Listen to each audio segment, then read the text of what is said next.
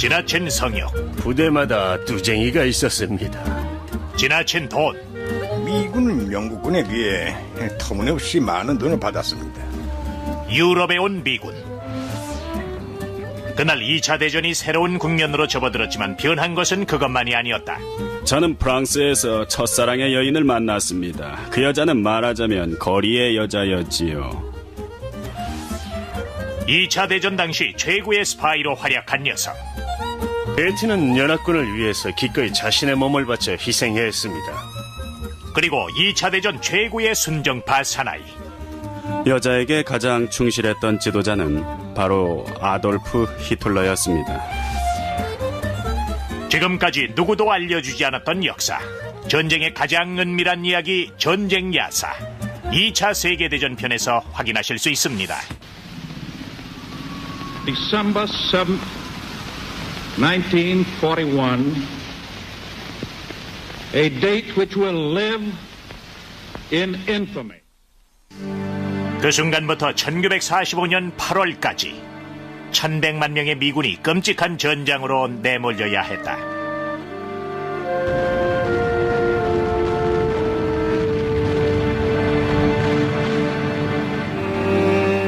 하지만 그들은 공포를 극복하는 방법을 터득했다. 전쟁은 극단적인 상황입니다. 모든 것이 한순간이죠. 군인들에게는 권태와 두려움도 적입니다. 권태와 두려움에서 벗어나는 방법 중에 하나가 바로 섹스죠.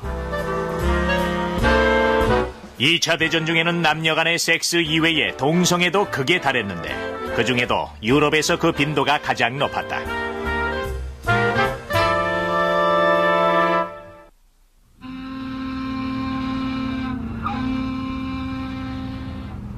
유럽으로 투입된 미군들은 주로 1942년 봄과 여름에 영국 행배에 몸을 실었다.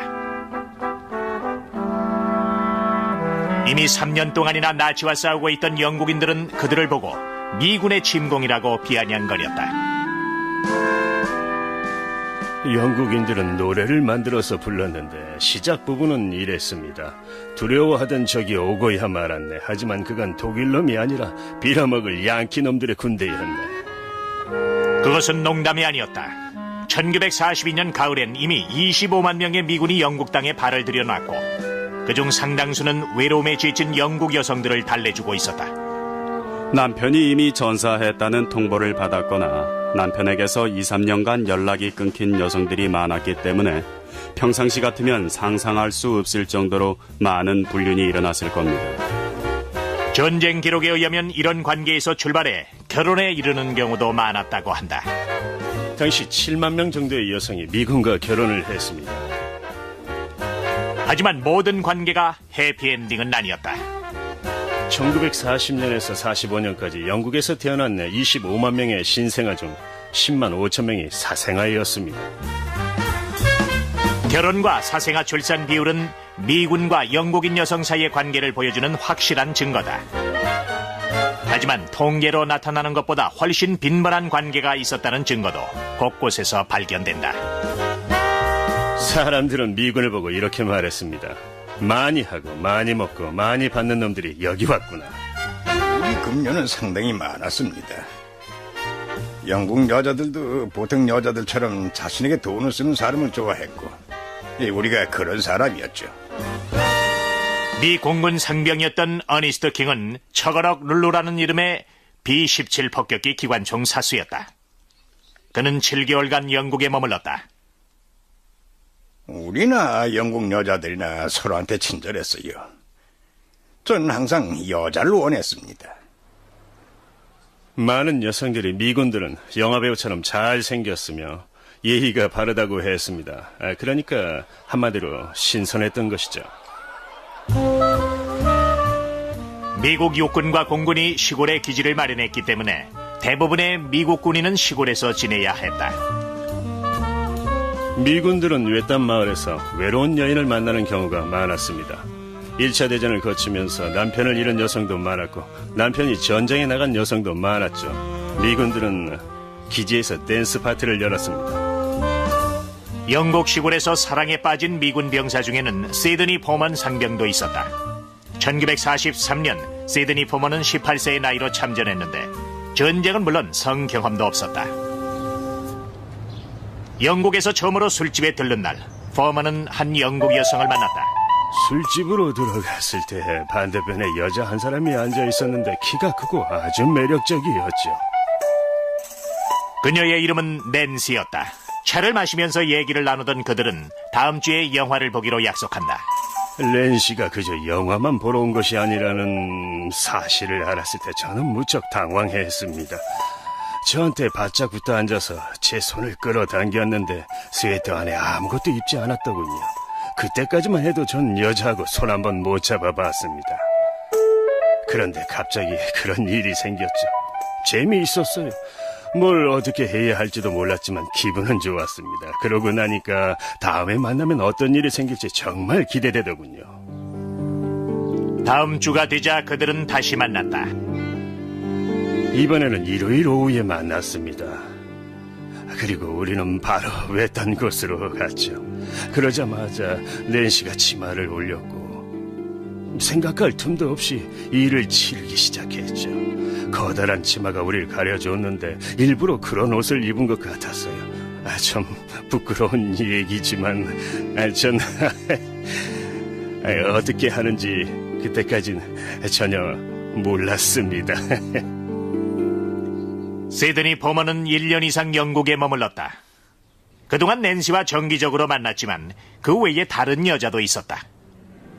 포먼도 다른 많은 미군들처럼 런던에서 여자를 만났다. 런던이 중심지였습니다. 미군이 들어올 무렵 영국은 폭격에 시달리고 있었습니다. 런던은 말 그대로 폐허였죠. 여성들의 사기도 땅에 떨어져 있었습니다. 그런 상황에서 갑자기 이국적인 미군들이 등장을 한 것이었습니다. 너무 간단했습니다. 솔직히 말하자면 미군보다 영국 여자들이 더 문제였죠. 미군을 졸졸 따라다니던 여자들은 굿타임 걸로 불렸는데 골목에 서서 지금 시간이 많다는 걸 미군들에게 광고하는 듯 했죠.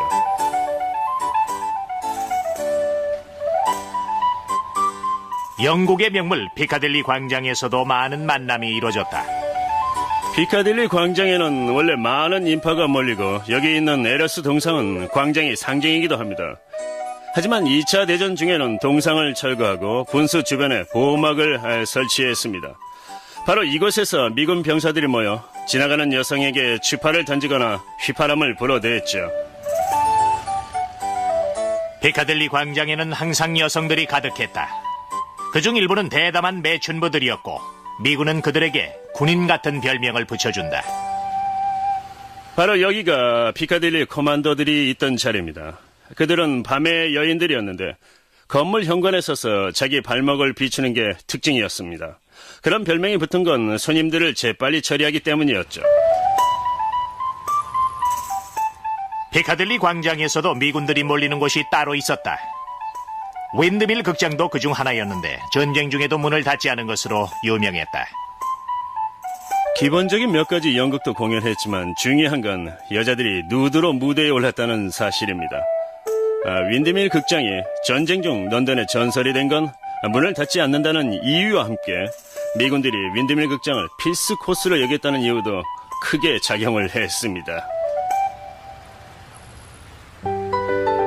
또 다른 필수 코스로는 노래에 등장하면서 유명해진 아치 아레가 있었다. 그곳은 기차역 아치 아레 지역으로 런던에서 은밀한 장소를 찾는 연인들에게는 잘 알려져 있었다. 시드니 포먼은 나가시를 배웅하다가 아치에 대해 알게 된다. 우린 아치를 통과하게 됐는데 아치에 들어서자마자 그녀가 멈춰서더니 갑자기 야성적으로 변했어요. 제가 정신을 차리고 보니까 그녀가 벽에 기대서서 절 바라보고 있었고 저는 바로 가까이 다가갔습니다.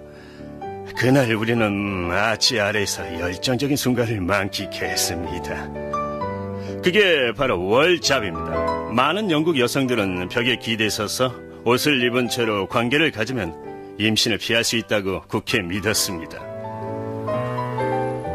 시드니 포먼은 영국에 머무는 동안 연애 상대가 없어 고민하는 일은 없었다.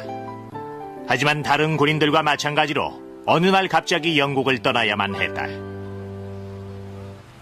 포먼의 부대는 D-Day 바로 전날 영국을 떠나 노르망디 상륙 작전에 배치됐다.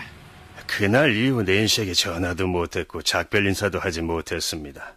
그걸로 끝이었죠. 우린 그렇게 끝났죠. 그때 시드니 포먼의 영국 생활은 끝났지만 그의 로맨스는 끝나지 않았다. 그 후로도 포먼은 다른 무수한 미군 병사들과 마찬가지로 유럽 전역에서 사랑을 갈구하는 여성들을 쉽게 만날 수 있었다. 유럽 여성들은 죽기 전에 즐겨야 한다는 생각을 지니고 있었다.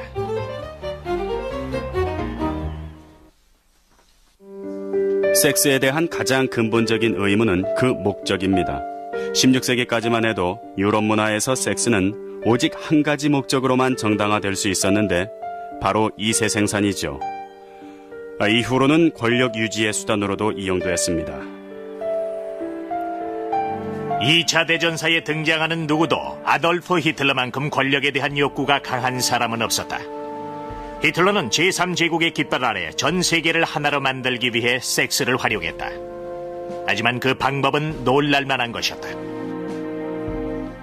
세계 각국의 정치 지도자 중 자신의 여제에게 가장 충실한 사람은 아돌프 히틀러였습니다.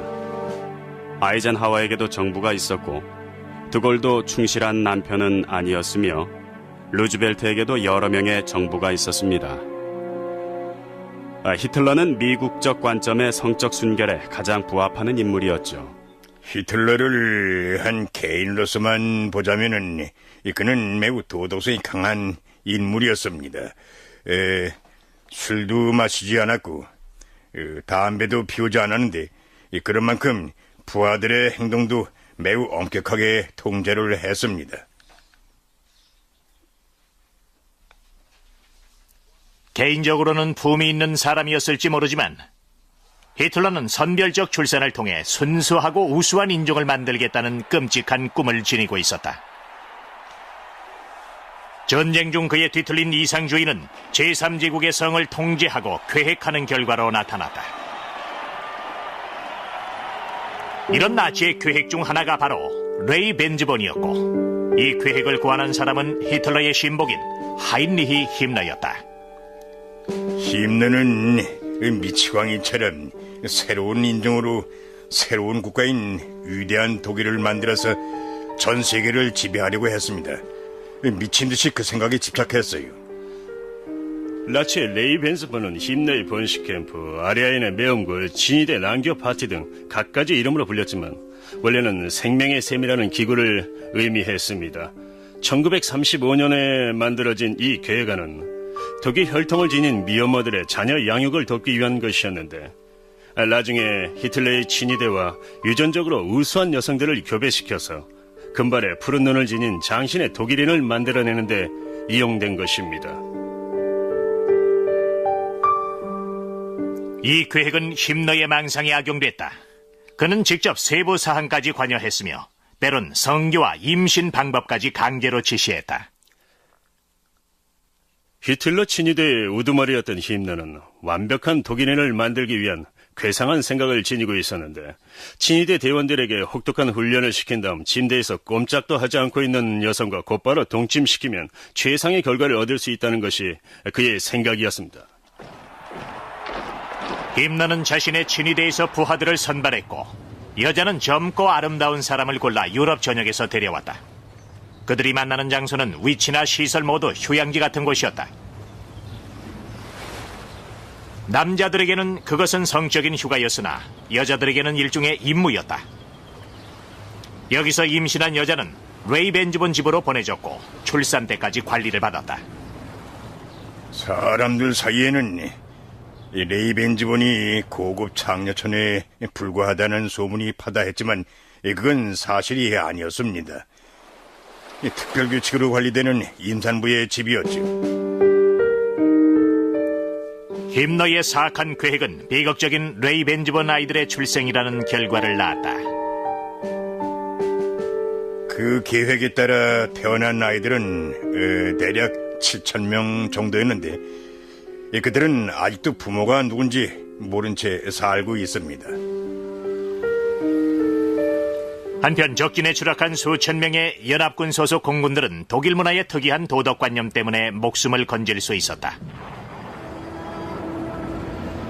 독일인들은 남녀 간의 성행위는 철저하게 개인적인 문제로 간주하고 개입하지 않았는데 그것은 침실의 부부든 레이 벤즈번 휴양지든 매음굴이든 마찬가지였다. 심지어 게스타포까지도 남녀가 사랑을 나누고 있을 때는 간섭하지 않았습니다.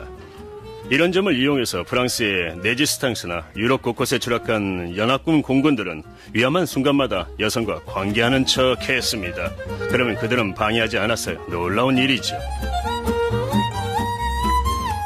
이러한 일을 닫힌 문 또는 닫힌 집이라고 불렀다. 공군 병사가 숨어있는 집으로 나치가 들어오면 숨어있던 병사는 여성과 함께 방으로 들어가서 문을 잠그고 사랑을 나눴다. 어니스트 킹 상병도 닫힌 문 덕분에 목숨을 건졌다.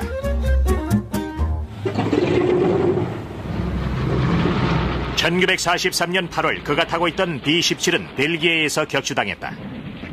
킹은 그 후 9달 동안 레지스탕스의 도움을 받으며 독일군을 피해 다녀야 했다. 전 그들의 도움을 많이 받았어요. 전 벨기에에 한동안 머물다가 파리로 왔습니다. 매음굴은 단지 도피처만은 아니었다. 그곳에는 레지스탕스는 물론 독일군들도 드나들었기 때문에 적의 정보를 빼내고 거짓 정보나 역정보를 적에게 흘리는 장소가 되기도 했다. 그렇게 잘 짜인 조직은 보지 못했습니다. 그곳에는 아름다운 여성들이 있었는데 그들의 임무는 독일군 장교를 구슬려서 정보를 빼내는 것이었습니다. 프랑스 여성들은 목숨을 걸고 연합군 비행사들을 숨겨줬다. 시몬 부인은 미망인이었고 45살이었어요. 항상 독일군이 많은 곳으로 저를 데리고 다녔습니다. 그들도 의심을 안 했죠. 레스토랑에서 식사도 하고 영화도 보러 가고 에펠탑 근처로 소풍을 가기도 했습니다. 한동안 그렇게 지냈어요. 그들은 독일군을 피해 침실로 가는 일도 많았다. 프랑스인들은 독일의 나라를 빼앗긴 상황에서도 사랑하길 좋아했습니다. 그래서 우리도 즐거운 시간을 가졌지만 잡히지 않을까 항상 걱정을 했어요. 연합군 공군이나 레지스탕스 모두 잡힐지 모른다는 두려움에 항상 시달렸다. 특히 첩보 활동을 하고 있는 사람들은 그 위험이 더욱 컸다. 이런 위험은 2차 대전 최고의 여성 스파이에게도 예외는 아니었지만 그녀에게는 최후의 무기인 섹스가 있었다. 아름다운 그녀는 위험에 아랑곳하지 않는 진정한 애국자였다. 에이미 엘리지베스 토프는 결혼한 뒤 얻은 이름이 있는 베티 팩으로 더 유명했죠. 신시아라는 암호명을 사용했던 그녀는 2차 대전 최고의 여성 스파이였습니다. 정말 아름다운 여자였어요. 160cm의 짙은 금발, 귀족적 풍모, 녹색의 큰 눈, 특히 미소가 매력적이었죠. 그녀에게 뭔가 특별한 게 있었는데 어떤 남자든 걸려들기만 하면 그대로 빨려들고 말았습니다. 에이미 엘리자베스 베티 터플은 1910년 미군 고위 관계자의 딸로 태어났다. 그녀는 어린 시절 조숙한 편이었다. 19이 되던 해 베티는 워싱턴 사교계에 처음으로 등장했다. 1929년 베티는 자신보다 2배나 나이가 많은 38살의 영국 외교관 아서 팩을 유혹했고 결국 그들은 결혼했다. 베티는 전리품 같은 아내였고 팩은 행복하지 못했습니다. 분명 두 사람은 서로에게 어울리는 상대가 아니었어요. 팩은 성욕이 강한 사람이 아니었지만 베티는 성적으로 매우 활발했죠. 1937년 아서 팩은 폴란드의 영국 대사관으로 파견된다. 그곳에서 맞이한 우연한 계기를 통해 베티는 영국 첩보원으로서 활동을 시작한다. 베티는 폴란드에 도착한 지 얼마 안 돼서 콜라코프스키라는 젊은 외교관과 사랑에 빠졌습니다. 베티는 그 남자와 침대에서 이야기를 나누다가 흥미로운 정보를 얻게 됐죠. 그때 얻은 정보는 체코슬로바키아 합병에 관한 내용이었습니다. 베티는 정보를 누구에게 전할지 잘 알았고 그 결과로 첩법으로 스카우트 되면서 스파이로 활동했죠. 베티는 연합군을 위해 기꺼이 자신의 몸을 바쳐 희생했습니다. 하지만 자신도 즐겼던 것 같아요. 베티는 남자를 유혹하는 데 능했고 남자를 좋아했습니다.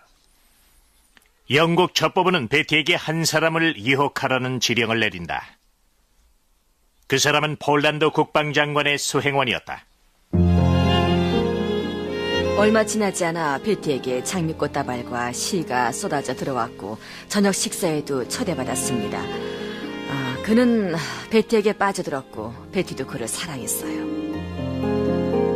밤이 되자 그는 깊은 잠에 빠져들었고 베티는 서류 가방에서 기밀 서류를 빼냈다. 결국 베티는 폴란드가 독일의 1급 비밀인 이니그마 암호를 해독하는 데 성공했다는 정보를 알아낸다. 이니그마에 관련된 중요한 역할은 없었지만 베티가 이니그마에 대한 기초 정보를 영국에 전달한 것은 분명합니다. 그러나 사랑의 눈이 멀어 정보를 제공했던 보좌관이 상관에게 모든 사실을 고백하면서 베티에게 위기가 닥친다. 이 사건이 작은 외교적 마찰로 이어지면서 베티는 폴란드에서 머물 수 없게 됐다. 하지만 스파이 활동이 끝난 것은 아니었다. 1939년 아서 팩은 칠레로 파견됐고 베티는 칠레에서 다시 외교관 부인으로 생활한다. 하지만 그해 9월 유럽 전역으로 전쟁의 포화가 번지자 베티는 남편을 떠났고 결혼 생활은 실질적인 파경을 맞는다. 베티는 다시 스파이로 활동하고 싶은 마음에 워싱턴으로 돌아갔다. 베티가 돌아오기를 간절히 바라고 있던 영국 첩보부는 그녀에게 센시아라는 암호명과 함께 새로운 임무를 부여했다. 그 임무는 워싱턴에 있는 이탈리아 대사관으로 침투해 고급 외교관인 알베르토 레이 제독을 유혹하는 것이었다. 그들은 전혀 몰랐어요. 알 수 있는 방법이 없었죠. 그런데 베티님이 그 남자를 알고 있었습니다. 베티는 10대 시절 외교 석상에서 알베르토 레이를 만난 적이 있었기 때문에 그는 베티를 기억하고 있었다. 분명 베티는 레이에게 소녀 같은 인상을 심어주려고 했을 겁니다. 그는 어린 여자를 좋아했는데 어릴수록 더 좋아했지요. 일단 레이를 유혹하자 베티에게 임무가 주어졌다. 그것은 1급 비밀인 이탈리아 해군의 암호를 훔치는 것이었다. 놀랍게도 베티는 직접적으로 암호를 요구했는데 그 장소는 물론 침대였다. 레이는 큰 충격을 받았을 겁니다. 그는 일단 생각해보겠다고 해놓고 다음날 만나서 거절의 의사를 밝혔죠. 직접 암호를 넘겨주는 대신 암호 담당관을 베티에게 소개해줬던 겁니다. 그리고 베티에게 직접 알아서 하라고 말했습니다. 베티는 암호를 확보했지만 구체적인 방법은 알려지지 않았다. 그러나 그 효과는 엄청났다. 1941년 3월 28일 영국 해군은 마타판 전투에서 이탈리아 함대를 대파한다. 그리고 바로 다음 날 레이는 베티에게 또 다른 중요 정보를 알려준다. 레이는 그날 미국 항구에 정박하고 있는 모든 함선을 즉시 이동시키라는 명령을 받았다고 고백했어요. 그런 함선이 28척 정도였던 걸로 기억합니다. 베티는 기다릴 수 없어서 바로 길을 나섰지요. 급하게 제독의 아파트를 빠져나온 베티는 즉시 접선책과 만난다. 덕분에 정보부는 미국의 전략 항구에서 이탈리아 함선들이 대규모로 이탈하는 사태를 막았다. 하지만 제독이 이탈리아로 소환되면서 그들의 관계도 종말을 고하게 된다. 베티와 관계를 맺은 사람은 대가를 치러야 했습니다. 특히 알베르토 레이 제독은 베티 때문에 명예가 땅에 떨어지고 경력이 완전히 파괴되는 엄청난 대가를 치르고 말았죠. 하지만 놀랍게도 베티의 정체는 드러나지 않았고 덕분에 또 다른 임무를 부여받았다. 새로운 임무는 워싱턴 주재 프랑스 대사관으로 침투해 프랑스 해군의 암호를 빼내는 것이었다. 프랑스 해군은 세계 4위의 전력을 갖추고 있었다. 당시 프랑스는 나치에 점령당한 상태였기 때문에 프랑스 해군이 어느 편에 가담할지 누구도 장담할 수 없었다. 따라서 연합군 측은 프랑스 해군의 움직임을 주의 깊게 관찰하고 있었고 북아프리카에서 전투가 치열했던 1942년엔 긴장감이 더욱 높았다. 베티는 워싱턴 상류사회에서 활동하는 작가로 가장하고 대사관 출입 자격을 얻어냈다. 이번 임무의 목표는 프랑스 언론 담당관이자 유부남이었던 찰스 브루스였다. 며칠이 채 지나지 않아 그들은 잠자리를 함께 했다. 베티는 또다시 같은 수법을 사용했다. 브루스와 함께 잠자리를 하면서 당당하게 해군 암호를 요구한 것이었다. 그가 이유를 묻자 베티는 프랑스를 위한 일이라고 대답했습니다. 정말 대담했어요. 브루스의 신뢰를 얻기 위해 베티는 두 가지를 이용했다. 남자다운 용기와 애국심을 자극하는 베티의 설득에 넘어간 브루스는 연합군 측이 옳다고 확신하게 된다. 결국 베티는 브루스를 연합군 편으로 끌어들이는 데 성공했지만 여전히 암호는 넘겨받지 못하고 있었다. 암호를 넘겨주는 일은 불가능하다고 했습니다. 암호는 성경만한 크게 책 2권에 나뉘어져 담겨 있었는데 암호 담당관이 없으면 금고에 보관되어 있는 암호책을 꺼낼 수도 없다는 거였지요. 암호책이 사무실 금고에 들어있으면 빼내는 게 불가능했습니다. 게다가 밤에는 대사관을 순찰하는 경병까지 있었어요. 하지만 베티는 포기하지 않았다. 브루스와 상의를 마친 베티는 야간에 대사관으로 침입해 금고를 열기로 결정한다. 하지만 그 계획이 평범했다는 사실은 1980년 제작된 BBC의 다큐멘터리 드라마에도 잘 나타나 있다. 브루스는 우선 경비원을 친구로 만든 다음 자기한테 미국인 여자친구가 생겼는데 부인의 감시가 심해서 미래를 즐길 장소가 없다고 말했습니다. 그리고는 여자를 데리고 와서 사무실에서 시간을 보낼 수 있도록 해달라고 설득했어요. 당시 베티는 금고를 여는 방법을 배우고 있었습니다. 베티와 브루스는 경비원을 확실하게 속이기 위해 암호를 훔치기 전 몇 차례 사무실에 출입한다. 결국 계획된 날이 되자 그들은 샴페인을 들고 브루스의 사무실로 들어간다. 베티는 자신이 경비원을 완전히 속였다고는 생각하지 않았습니다. 그래서 옷을 벗자고 했어요. 아니나 다를까 10분쯤 지나자 경비원이 노크도 없이 갑자기 문을 열었습니다. 그때 경비원 앞에는 실오라기 하나 걸치지 않은 베티가 놀란 얼굴로 서 있었지요. 경비원은 웃으며 나갔어요.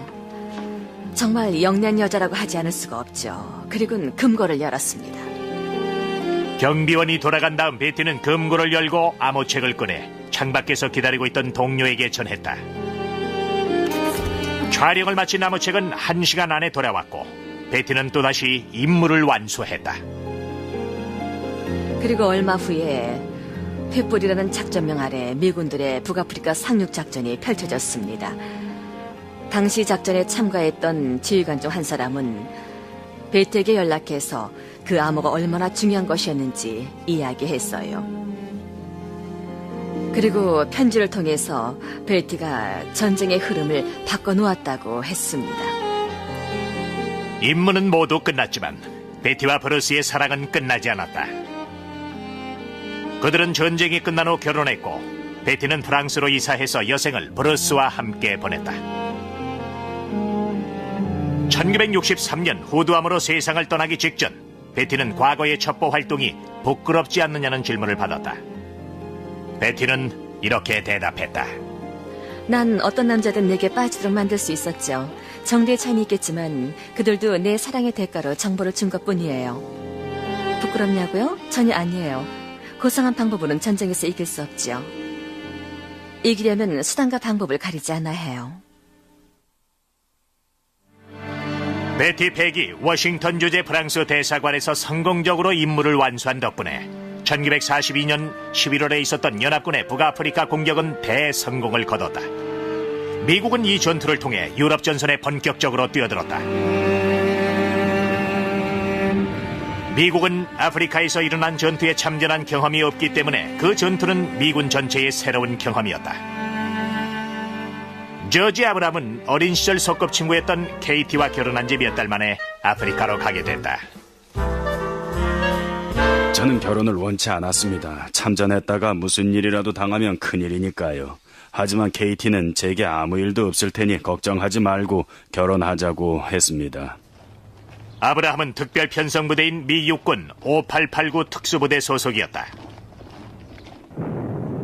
5889 부대의 임무는 북아프리카 사막에서 롬멜 장군의 탱크 부대와 맞서 싸우는 것이 아니라 라이베리아의 먼로비아 인근에 있는 서아프리카 고무 생산의 핵심 시설 파이어스톤 농장을 지키는 것이었다. 100만 에이커의 고무 농장이었는데 연합군에는 고무가 꼭 필요했습니다. 그래서 독일군에게 넘어가지 않도록 우리가 농장을 지켰죠. 5889 부대는 여러 인종이 통합된 당시까지만 해도 매우 드문 부대였는데 72명의 백인 장교와 사병 및 2000명의 흑인 사병으로 구성되어 있었다. 하지만 이들 모두에게 서아프리카는 낯설고 위험한 곳이었다.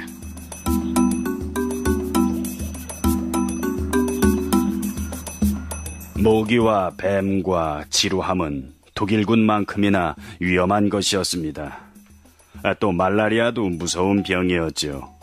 말라리아에 걸리면 끝장이었습니다. 벌레나 파충류를 제외하고도 부대원들의 건강을 위협하는 요소는 많이 있었다. 우리 부대원들은 원주민 여자들과 성관계를 갖기도 했습니다. 여자들이 밤에 우리 텐트로 왔지만 우리가 그들의 집으로 가는 경우도 가끔 있었는데 그 과정에서 말라리아에 걸리는 경우가 많았어요. 위험한 건 말라리아만이 아니었다. 한 달이 채 지나지 않아 부대의 성병 감염자 증가율은 1000%에 이르렀다. 또 하나 예상치 못한 위험은 질투였다. 원주민 남자들은 자신의 아내나 마을 여자들이 돈을 벌기 위해서 군인을 상대하는 걸 싫어했습니다. 가끔씩은 그들이 미군 병사를 죽이거나 술을 먹여서 강에 빠뜨리는 일도 있었어요. 성병과 말라리아와 질투 때문에 5889 부대의 병력은 계속 줄어들었다. 뭔가 조치가 필요했습니다. 그건 아주 특별한 조치였는데 전 옳은 결정이라고 생각했어요. 지휘관들은 매음구를 만들었습니다. 마을에서 원주민 여자들을 뽑아서 수용소에 넣은 것이었는데 하나는 샹그릴라라고 했고 다른 하나는 파라다이스라고 했죠. 그 조치는 당시에 일어났던 문제를 해결하는 가장 확실한 방법이긴 했지만 논란의 여지가 많아 비밀에 부셔졌다. 매음굴 문제를 비밀로 했던 것은 사람들에게 비난받을 것을 두려워했기 때문입니다. 잘난 체 아는 사람들은 그 지역 여자들은 그 지역 남자들에게 돌려줘야 한다는 식으로 말했죠. 그래서 비밀로 했던 겁니다. 엄격하게 기밀을 유지해서 아무도 모를 정도였어요. 발설하는 병사는 군법으로 처벌하겠다고 엄포를 놓았습니다. 파라다이스와 샹그릴라는 군대에서 만들고 운영한 매음굴이었다. 특이한 사실은 흑인 병사들만 출입이 가능했다는 점이다. 저지 아브라함은 2년간 매음굴을 관찰하면서 사진을 찍어 기록을 남겼다. 2000년엔 샹그릴라의 여인들이란 책을 출판하면서 비밀로 묻혀있던 얘기를 공개했다. 아브라함은 매음굴에는 방 하나짜리 대나무 오두막들이 늘어서 있을 뿐이어서 초라한 수용소나 다름이 없었다고 묘사했다. 해가 지면 흑인 병사들은 매음굴에 들어갈 수 있었습니다. 저녁 6시에서 10시까지 출입할 수 있었고 10시가 되면 헌병들이 호루라기를 불면서 병사들을 몰아냈습니다. 매음굴은 군이 운영하는 만큼 의료부대에 의해 엄격하게 관리되고 있었다. 위생에 신경을 많이 썼죠. 매음굴 주위에는 곳곳에 DDT를 뿌려서 모기가 많이 줄었습니다. 일요일 아침에는 군의관들이 와서 여자들을 검사했어요. 검사 결과 성병에 걸린 것으로 판단되면은 아이들 와일드라는 장소에 보내서 최상의 진료를 했습니다. 이용요금은 다양했는데 초창기에는 25센트를 받다가 나중에는 20달러까지 오르기도 했다.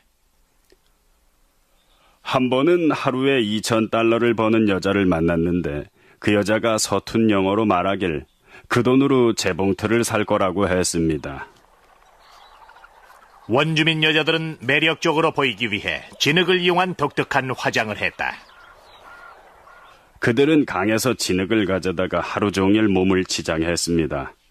원주민 여자들은 화려한 문양을 몸에 그려 넣었는데 그대로 마르면 보기가 좋았습니다. 매력적이었어요. 아주 매력적이었죠. 그들이 매력적이긴 했지만 아브라함은 지조를 지켰다. 당연한 말이지만 저한테는 케이트가 있었기 때문에 참고 기다릴 수 있었습니다. 하지만 샹그릴라와 파라다이스는 군대를 위해 만들어진 것이었다. 매음구를 만든 건 적절한 조치였다고 생각해요. 결과도 성공적이었고요. 덕분에 질병도 줄어들었고 성병 환자도 많이 줄었습니다. 완전히 없애진 못했지만 그건 어차피 불가능했죠. 정부에서 2차 대전 문서는 모두 관리 대상으로 지정했기 때문에 샹그릴라와 파라다이스의 존재는 80년대까지도 1급 비밀이었다. 그러나 조지 아브라함의 책이 나오면서 그 얘기는 세상에 알려졌다. 그것은 역사입니다. 군대에서 그런 상황을 어떻게 헤쳐나갔는지 사람들도 알 권리가 있다고 생각합니다. 분명 군 측에서 잘못한 일이죠. 1944년 6월 연합군은 노르망디 상륙작전을 전개한다. 겁에 질리고 흥분한 젊은 미군 병사들에게 그날은 길고 끔찍한 전쟁의 시작을 알리는 순간이었다.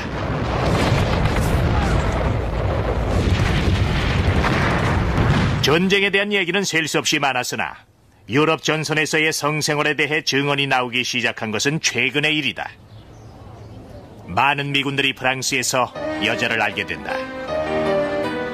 말 그대로 프랑스 여성들은 미군을 보고 감격했습니다. 미군의 존재를 그토록 반겼던 것은 이제 살았다고 생각했기 때문이죠. 4년 동안 독일군 점령하에 있었던 걸 생각하면 무리도 아니었죠. 샴페인 마개를 딴 것처럼 모두 밖으로 쏟아져 나왔습니다. 존 킹슬리는 1944년 9월 프랑스에 도착했다. 그는 노르망디의 한 작은 마을에서 프랑스 여자를 처음으로 만난다. 그 여자는 거리의 여자였습니다. 이름은 조시였는데 영어를 잘 못했습니다. 저도 프랑스어를 못했죠. 제가 물었습니다. 조시, 사랑 때문에 이런 적 있어? 그녀의 대답은 이랬죠. 사랑? 일은 일일 뿐이야. 사랑은 무슨 얼어 죽을. 나는 담배가 필요해. 이렇게요. 병사들은 여자를 만날 시간이 없었다. 그들은 하루에 수십 킬로미터씩 거의 매일 이동해야 했기 때문이었다. 이동하지 않는 날이면 연애 상대를 구하기는 쉬웠지만 몇 가지 유의할 사항이 있었다. 누구하고 대화를 하겠습니까? 가족? 집에 있죠. 친구들? 고향에 있죠. 마을 주민들? 그런 생각은 사치죠. 내일이면 저는 그 마을에 없어요. 또 어디론가 가고 있겠죠. 그곳은 천국이었습니다. 우선 여자들하고 말이 안 통하니까 관계가 깊어져서 발목을 잡힐 일도 없고 또 결국 여자들은 남겨지니까 그보다 더 좋을 순 없었죠. 프랑스, 독일, 벨기에, 룩셈부르크 다 그런 시기였어요. 시드니 포먼이 속한 제39 보병연대는 D-Day 이틀 뒤인 1944년 6월 8일 오마하 해변에 상륙했다.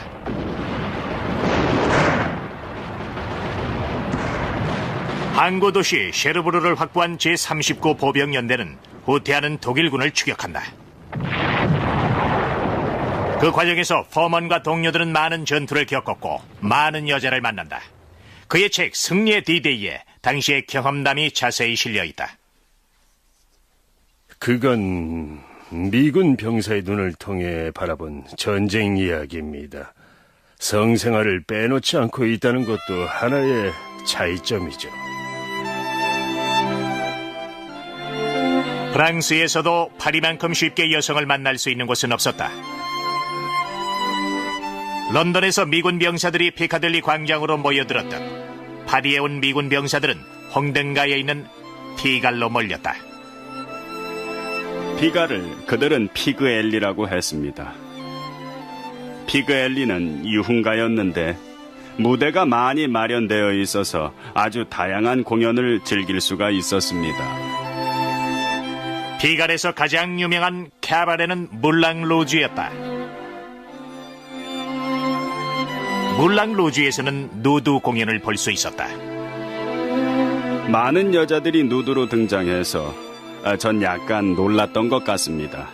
그런 건 전혀 기대하지 않았습니다. 그렇다고 해서 제가 순진한 건 아니었습니다. 그것보다 심한 것도 많이 겪었죠. 매춘으로 유명한 지역에서 그런 공연을 관람할 수 있다는 것도 특이했어요. 거리를 지날 때면 어김없이 매춘을 권하는 사람들이 있었습니다. 존 킹슬리에게 파리는 잠깐 즐기다 떠나는 곳이 아니었다. 파리에 도착해서 전 사랑에 빠졌는데 우리는 그걸 위대한 사랑이라고 불렀습니다. 저는 젊은 아가씨를 만났는데 그 순간은 마치 번개에 맞은 듯한 느낌이었습니다. 우린 함께 가드 드 리옹 근처에 있는 작은 호텔로 들어갔습니다. 다음날 아침은 완전히 무기여 자리거라의 한 장면이었죠. 우리는 서로 열렬한 사랑에 빠졌고 그녀는 자신을 잊지 말고 꼭 돌아오라고 했습니다. 저는 그녀에게 돌아갔지요. 존 킹슬리는 1944년 군인 신분으로 프랑스에 도착했지만 15년 동안 연인과 함께 머물렀다.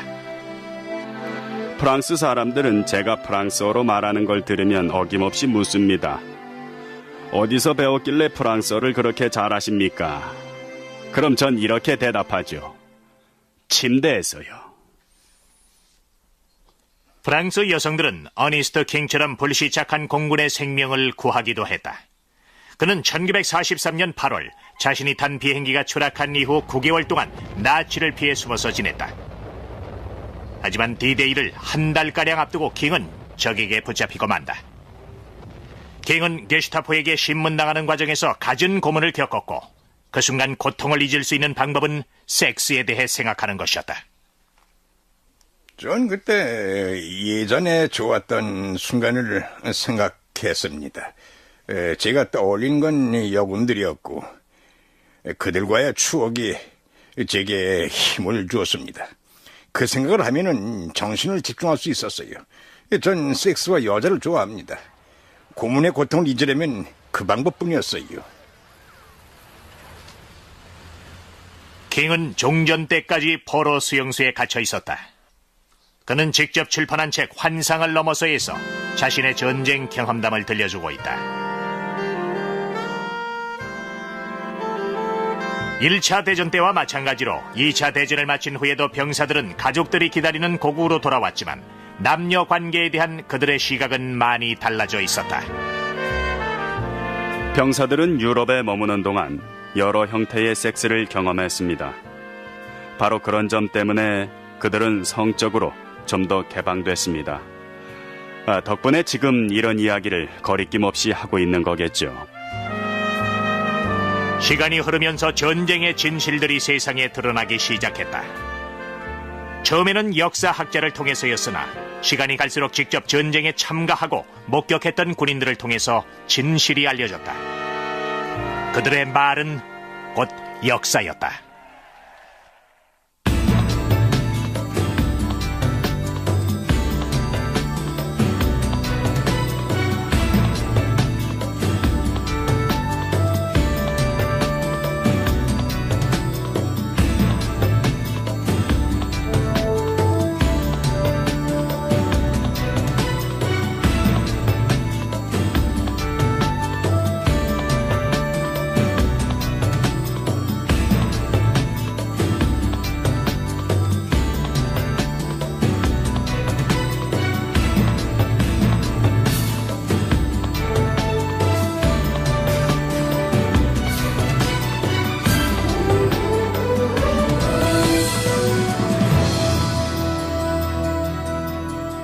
렌시가 그저 영화만 보러 온 것이 아니라는 사실을 알았을 때 저는 무척 당황했습니다. 저한테 바짝 붙어 앉아서 제 손을 끌어당겼는데 스웨터 안에 아무것도 입지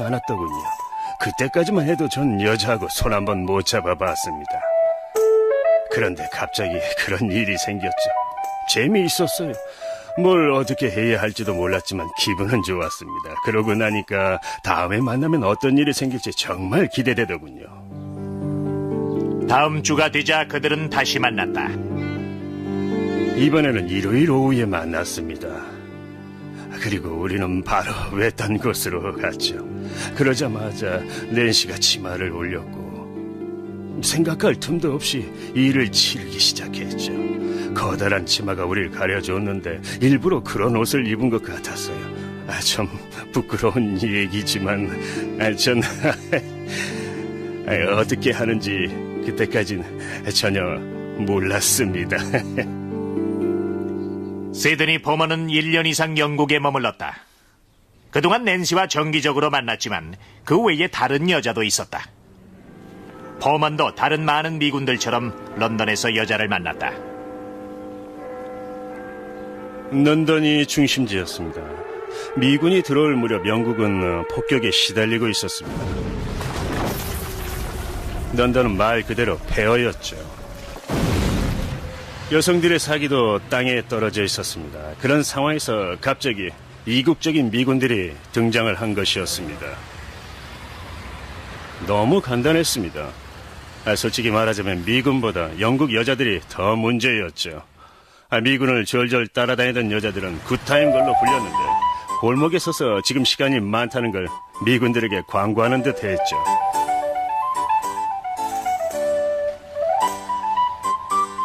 영국의 명물 피카딜리 광장에서도 많은 만남이 이루어졌다.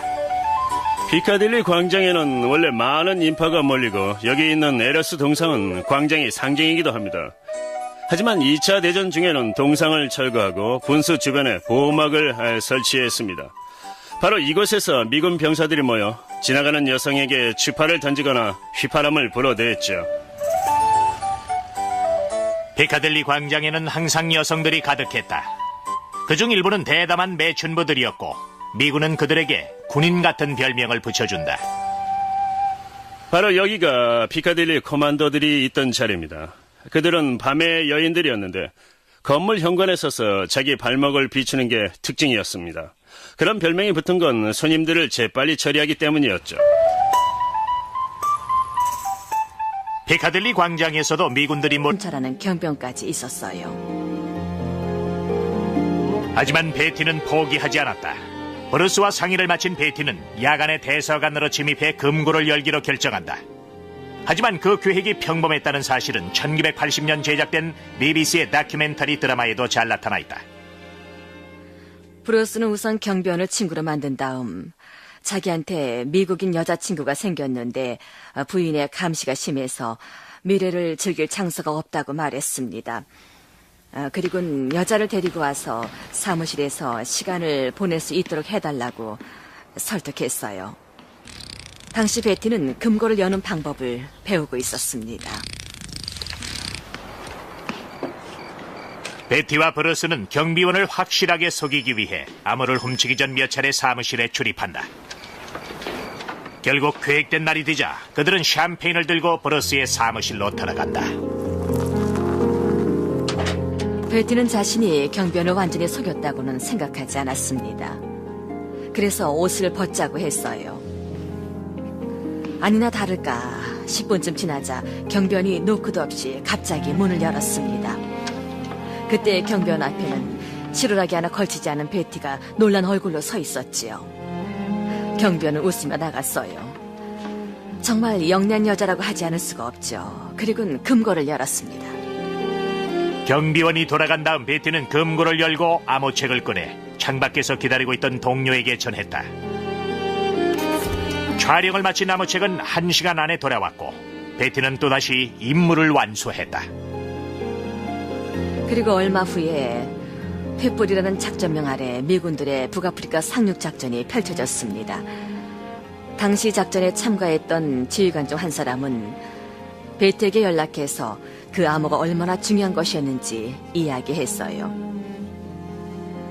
그리고 편지를 통해서 베티가 전쟁의 흐름을 바꿔놓았다고 했습니다. 임무는 모두 끝났지만 베티와 브루스의 사랑은 끝나지 않았다. 그들은 전쟁이 끝난 후 결혼했고 베티는 프랑스로 이사해서 여생을 브루스와 함께 보냈다. 1963년 후두암으로 세상을 떠나기 직전 베티는 과거의 첩보 활동이 부끄럽지 않느냐는 질문을 받았다. 베티는 이렇게 대답했다.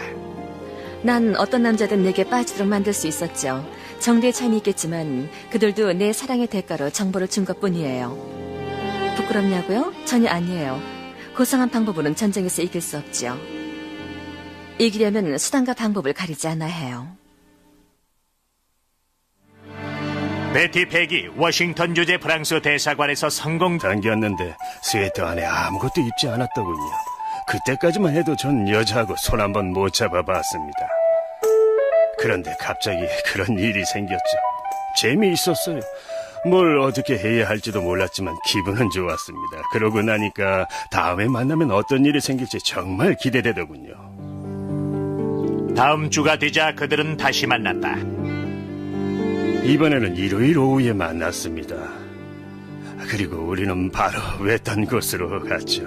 그러자마자 낸시가 치마를 올렸고 생각할 tum도 없이 일을 치르기 시작했죠. 커다란 치마가 우리를 가려줬는데 일부러 그런 옷을 입은 것 같았어요.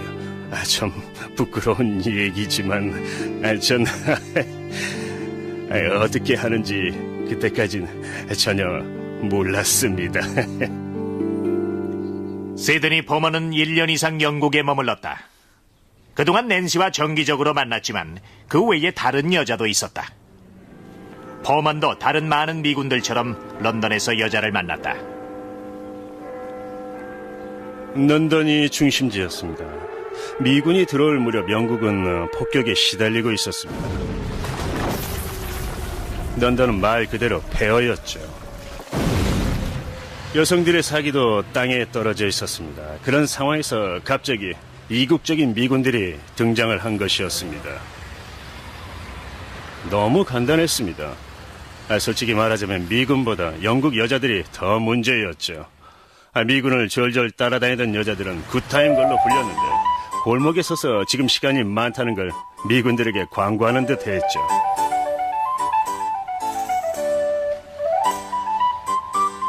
영국의 명물 피카딜리 광장에서도 많은 만남이 이루어졌다.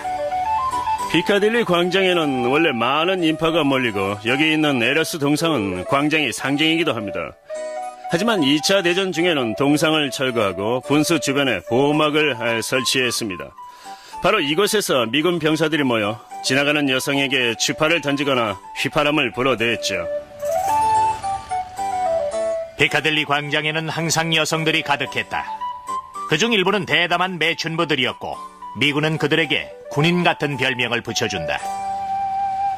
바로 여기가 피카딜리 커만더들이 있던 자리입니다. 그들은 밤의 여인들이었는데 건물 현관에 서서 자기 발목을 비추는 게 특징이었습니다. 그런 별명이 붙은 건 손님들을 재빨리 처리하기 때문이었죠.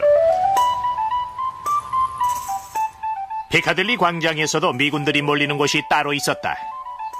윈드밀 극장도 그중 하나였는데 전쟁 중에도 문을 닫지 않은 것으로 유명했다.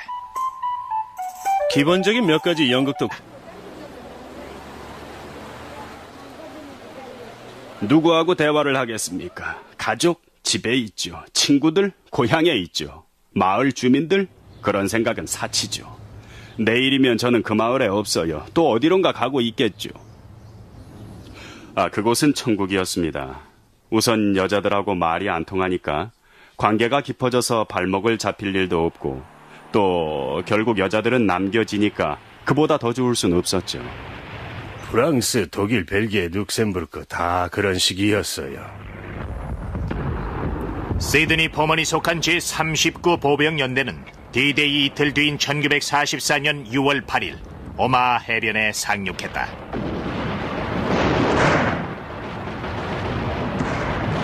항구 도시 셰르부르를 확보한 제39 보병연대는 후퇴하는 독일군을 추격한다. 그 과정에서 포먼과 동료들은 많은 전투를 겪었고 많은 여자를 만난다.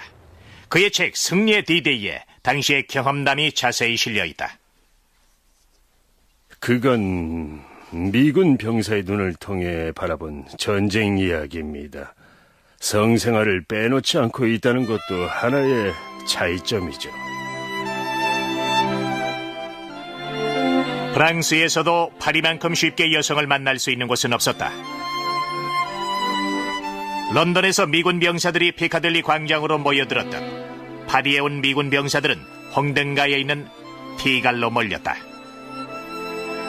피가를 그들은 피그 엘리라고 했습니다. 피그 엘리는 유흥가였는데 무대가 많이 마련되어 있어서 아주 다양한 공연을 즐길 수가 있었습니다. 피갈에서 가장 유명한 캐바레는 물랑루즈였다. 물랑루즈에서는 누드 공연을 볼 수 있었다. 많은 여자들이 누드로 등장해서 전 약간 놀랐던 것 같습니다. 그런 건 전혀 기대하지 않았습니다. 그렇다고 해서 제가 순진한 건 아니었습니다. 그것보다 심한 것도 많이 겪었죠. 매춘으로 유명한 지역에서 그런 공연을 관람할 수 있다는 것도 특이했어요. 거리를 지날 때면 어김없이 매춘을 권하는 사람들이 있었습니다. 존 킹슬리에게 파리는 잠깐 즐기다 떠나는 곳이 아니었다. 파리에 도착해서 전 사랑에 빠졌는데 우리는 그걸 위대한 사랑이라고 불렀습니다. 저는 젊은 아가씨를 만났는데 그 순간은 마치 번개에 맞은 듯한 느낌이었습니다. 우린 함께 가드들리옹 근처에 있는 작은 호텔로 들어간 순간이죠. 군인들에게는 권태와 두려움도 적입니다. 권태와 두려움에서 벗어나는 방법 중에 하나가 바로 섹스죠. 2차 대전 중에는 남녀 간의 섹스 이외에 동성애도 극에 달했는데 그 중에도 유럽에서 그 빈도가 가장 높았다.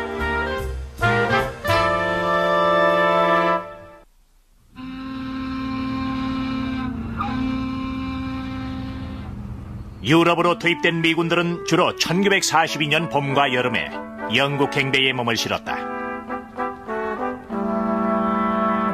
이미 3년 동안이나 나치와 싸우고 있던 영국인들은 그들을 보고 미군의 침공이라고 비아냥거렸다. 영국인들은 노래를 만들어서 불렀는데 시작 부분은 이랬습니다. 두려워하던 적이 오고야 말았네. 하지만 그건 독일놈이 아니라 빌어먹을 양키 놈들의 군대였네. 그것은 농담이 아니었다. 1942년 가을엔 이미 25만 명의 미군이 영국 땅에 발을 들여놨고 그중 상당수는 외로움에 지친 영국 여성들을 달래주고 있었다. 남편이 이미 전사했다는 통보를 받았거나 남편에게서 2, 3년간 연락이 끊긴 여성들이 많았기 때문에 평상시 같으면 상상할 수 없을 정도로 많은 불륜이 일어났을 겁니다. 전쟁 기록에 의하면 이런 관계에서 출발해 결혼에 이르는 경우도 많았다고 한다. 당시 7만 명 정도의 여성이 미군과 결혼을 했습니다. 하지만 모든 관계가 해피엔딩은 아니었다. 1940년에서 45년까지 영국에서 태어난 25만 명의 신생아 중 10만 5천 명이 사생아였습니다. 결혼과 사생아 출산 비율은 미군과 영국인 여성 사이의 관계를 보여주는 확실한 증거다. 하지만 통계로 나타나는 것보다 훨씬 빈번한 관계가 있었다는 증거도 곳곳에서 발견된다.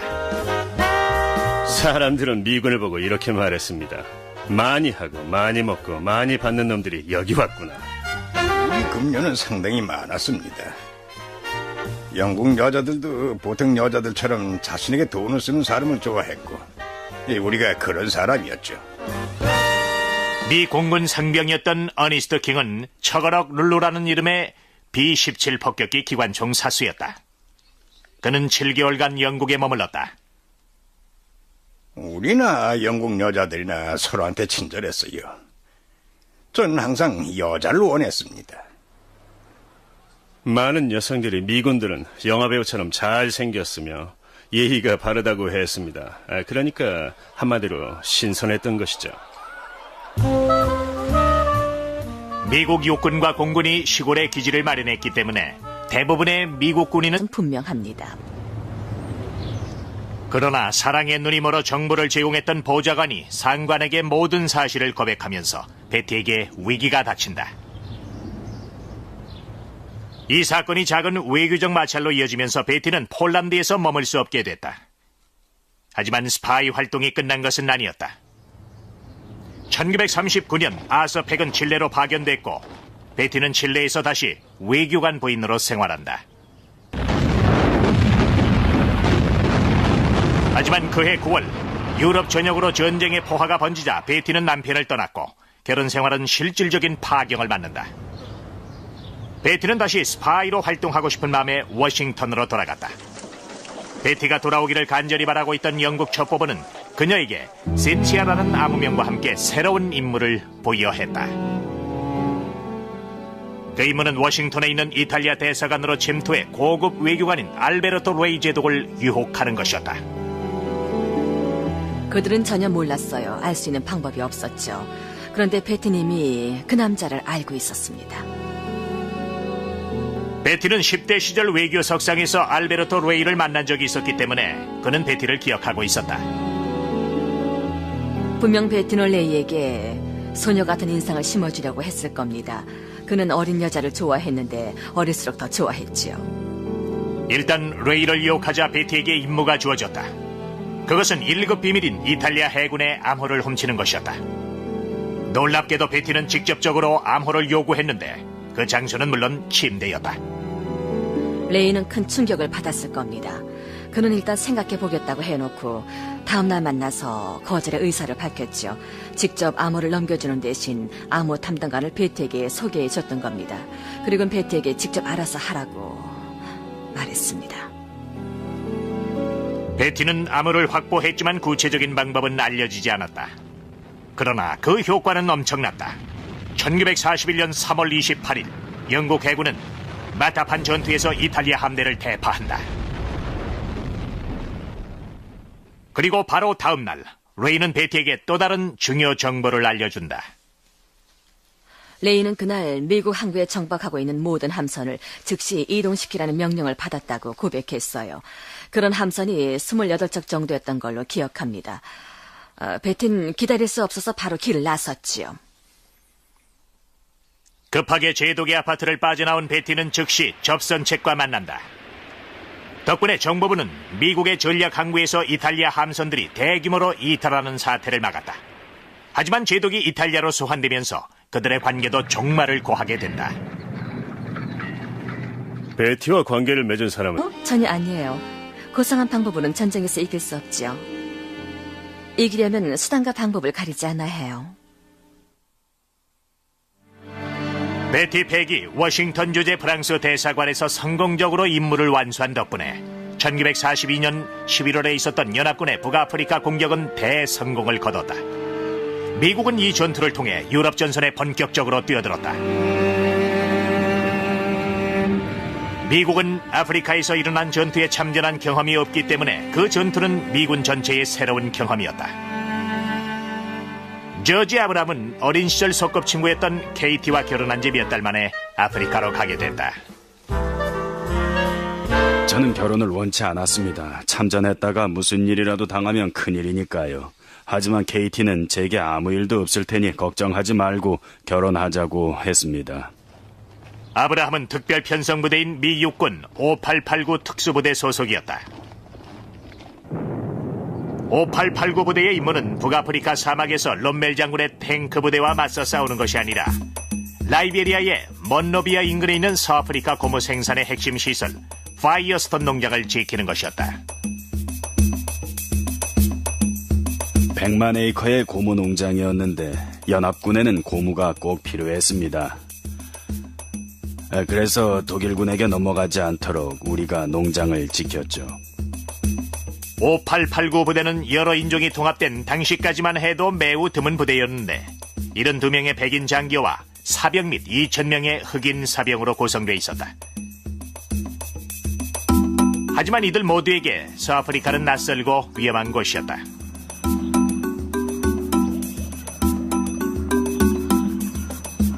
모기와 뱀과 지루함은 독일군만큼이나 위험한 것이었습니다. 또 말라리아도 무서운 병이었죠. 말라리아에 걸리면 끝장이었습니다. 벌레나 파충류를 제외하고도 부대원들의 건강을 위협하는 요소는 많이 있었다. 우리 부대원들은 원주민 여자들과 성관계를 갖기도 했습니다. 여자들이 밤에 우리 텐트로 왔지만 우리가 그들의 집으로 가는 경우도 가끔 있었는데 그 과정에서 말라리아에 걸리는 경우가 많았어요. 위험한 건 말라리아만이 아니었다. 한 달이 채 지나지 않아 부대의 성병 감염자 증가율은 1000%에 이르렀다. 또 하나 예상치 못한 위험은 질투였다. 원주민 남자들은 자신의 아내나 마을 여자들이 돈을 벌기 위해서 군인을 상대하는 걸 싫어했습니다. 가끔씩은 그들이 미군 병사를 죽이거나 술을 먹여서 강해 레스토랑에서 식사도 하고 영화도 보러 가고 에펠탑 근처로 소풍을 가기도 했습니다. 한동안 그렇게 지냈어요. 그들은 독일군을 피해 침실로 가는 일도 많았다. 프랑스인들은 독일의 나라를 빼앗긴 상황에서도 사랑하길 좋아했습니다. 그래서 우리도 즐거운 시간을 가졌지만 잡히지 않을까 항상 걱정을 했어요. 연합군 공군이나 레지스탕스 모두 잡힐지 모른다는 두려움에 항상 시달렸다. 특히 첩보 활동을 하고 있는 사람들은 그 위험이 더욱 컸다. 이런 위험은 2차 대전 최고의 여성 스파이에게도 예외는 아니었지만 그녀에게는 최후의 무기인 섹스가 있었다. 아름다운 그녀는 위험에 아랑곳하지 않는 진정한 애국자였다. 에이미 엘리지베스 토프는 결혼한 뒤 얻은 이름이 있는 베티 팩으로 더 유명했죠. 신시아라는 암호명을 사용했던 그녀는 2차 대전 최고의 여성 스파이였습니다. 정말 아름다운 여자였어요. 160cm의 짙은 금발, 귀족적 풍모, 녹색의 큰 눈, 특히 미소가 매력적이었죠. 그녀에게 뭔가 특별한 게 있었는데 어떤 남자든 걸려들기만 하면 그대로 빨려들고 말았습니다. 에이미 엘리자베스 베티 터플은 1910년 미군 고위 관계자의 딸로 태어났다. 그녀는 어린 시절 조숙한 편이었다. 19이 되던 해 베티는 워싱턴 사교계에 처음으로 등장했다. 1929년 베티는 자신보다 2배나 나이가 많은 38살의 영국 외교관 아서 팩을 유혹했고 결국 그들은 결혼했다. 베티는 전리품 같은 아내였고 팩은 행복하지 못했습니다. 분명 두 사람은 서로에게 어울리는 상대가 아니었어요. 팩은 성욕이 강한 사람이 아니었지만 베티는 성적으로 매우 활발했죠. 1937년 아서 팩은 폴란드의 영국 대사관으로 파견된다. 그곳에서 맞이한 우연한 계기를 통해 베티는 영국 첩보원으로서 활동을 시작한다. 베티는 폴란드에 도착한 지 얼마 안 돼서 콜라코프스키라는 젊은 외교관과 사랑에 빠졌습니다. 베티는 그 남자와 침대에서 이야기를 나누다가 흥미로운 정보를 얻게 됐죠. 그때 얻은 정보는 체코슬로바키아 합병에 관한 내용이었습니다. 베티는 정보를 누구에게 전할지 잘 알았고 그 결과로 첩보부로 스카우트되면서 스파이로 활동했죠. 베티는 연합군을 위해 기꺼이 자신의 몸을 바쳐 희생했습니다. 하지만 2000년엔 샹그릴라의 여인들이란 책을 출판하면서 비밀로 묻혀있던 얘기를 공개했다. 아브라함은 매음굴에는 방 하나짜리 대나무 오두막들이 늘어서 있을 뿐이어서 초라한 수용소나 다름이 없었다고 묘사했다.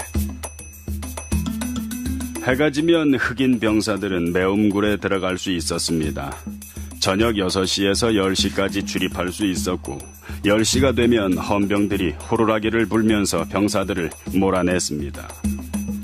매음굴은 군이 운영하는 만큼 의료부대에 의해 엄격하게 관리되고 있었다. 위생에 신경을 많이 썼죠. 매음굴 주위에는 곳곳에 DDT를 뿌려서 모기가 많이 줄었습니다. 일요일 아침에는 군의관들이 와서 여자들을 검사했어요.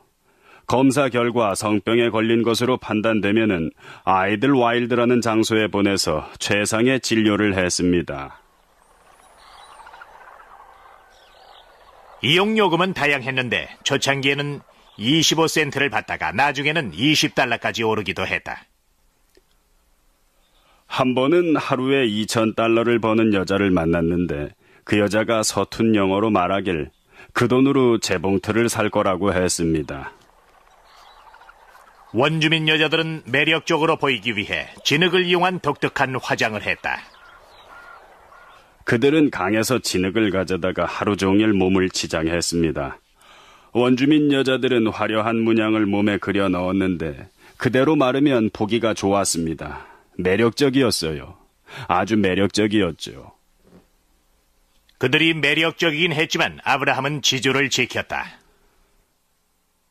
당연한 말이지만 저한테는 케이트가 있었기 때문에 참고 기다릴 수 있었습니다. 하지만 샹그릴라와 파라다이스는 군대를 위해 만들어진 것이었다. 매음구를 만든 건 적절한 조치였다고 생각해요. 결과도 성공적이었고요. 덕분에 질병도 줄어들었고 성병 환자도 많이 줄었습니다. 완전히 없애진 못했지만 그건 어차피 불가능했죠. 정부에서 2차 대전 문서는 모두 관리 대상으로 지정했기 때문에 샹그릴라와 파라다이스의 존재는 80년대까지도 1급 비밀이었다. 그러나 조지 아브라함의 책이 나오면서 그 얘기는 세상에 알려졌다. 그것은 역사입니다. 군대에서 그런 상황을 어떻게 헤쳐나갔는지 사람들도 알 권리가 있다고 생각합니다. 분명 군 측에서 잘못한 일이죠. 1944년 6월 연합군은 노르망디 상륙작전을 전개한다. 겁에 질리고 흥분한 젊은 미군 병사들에게 그날은 길고 끔찍한 전쟁의 시작을 전이 28척 정도였던 걸로 기억합니다. 베틴 기다릴 수 없어서 바로 길을 나섰지요. 급하게 제독의 아파트를 빠져나온 베티는 즉시 접선책과 만난다. 덕분에 정보부는 미국의 전략 항구에서 이탈리아 함선들이 대규모로 이탈하는 사태를 막았다. 하지만 제독이 이탈리아로 소환되면서 그들의 관계도 종말을 고하게 된다. 베티와 관계를 맺은 사람은 대가를 치러야 했습니다. 특히 알베르토 레이 제독은 베티 때문에 명예가 땅에 떨어지고 경력이 완전히 파괴되는 엄청난 대가를 치르고 말았죠. 하지만 놀랍게도 베티의 정체는 드러나지 않았고 덕분에 또 다른 임무를 부여받았다. 새로운 임무는 워싱턴 주재 프랑스 대사관으로 침투해 프랑스 해군의 암호를 빼내는 것이었다. 프랑스 해군은 세계 4위의 전력을 갖추고 있었다. 당시 프랑스는 나치에 점령당한 상태였기 때문에 프랑스 해군이 어느 편에 가담할지 누구도 장담할 수 없었다. 따라서 연합군 측은 프랑스 해군의 움직임을 주의 깊게 관찰하고 있었고 북아프리카에서 전투가 치열했던 1942년엔 긴장감이 더욱 높았다. 베티는 워싱턴 상류사회에서 활동하는 작가로 가장하고 대사관 출입 자격을 얻어냈다. 이번 임무의 목표는 프랑스 언론 담당관이자 유부남이었던 찰스 브루스였다. 며칠이 채 지나지 않아 그들은 잠자리를 함께 했다. 베티는 또다시 같은 수법을 사용했다. 브루스와 함께 잠자리를 하면서 당당하게 해군 암호를 요구한 것이었다. 그가 이유를 묻자 베티는 프랑스를 위한 일이라고 대답했습니다. 정말 대담했어요. 브루스의 신뢰를 얻기 위해 베티는 두 가지를 이용했다. 남자다운 용기와 애국심을 자극하는 베티의 설득에 넘어간 브루스는 연합군 측이 옳다고 확신하게 된다. 결국 베티는 브루스를 연합군 편으로 끌어들이는 데 성공했지만 여전히 암호는 넘겨받지 못하고 있었다. 암호를 넘겨주는 일은 불가능하다고 했습니다. 암호는 성경만한 크게 책 2권에 나뉘어져 담겨 있었는데 암호 담당관이 없으면 금고에 보관되어 있는 암호책을 꺼낼 수도 없다는 거였지요. 암호책이 사무실 금고에 들어있으면 빼내는 게 불가능했습니다. 게다가 밤에는 대사관을 순찰하는 경병까지 있었어요. 하지만 베티는 포기하지 않았다. 브루스와 상의를 마친 베티는 야간에 대사관으로 침입해 금고를 열기로 결정한다. 하지만 그 계획이 평범했다는 사실은 1980년 제작된 BBC의 다큐멘터리 드라마에도 잘 나타나 있다. 브루스는 우선 경비원을 친구로 만든 다음 자기한테 미국인 여자친구가 생겼는데 부인의 감시가 심해서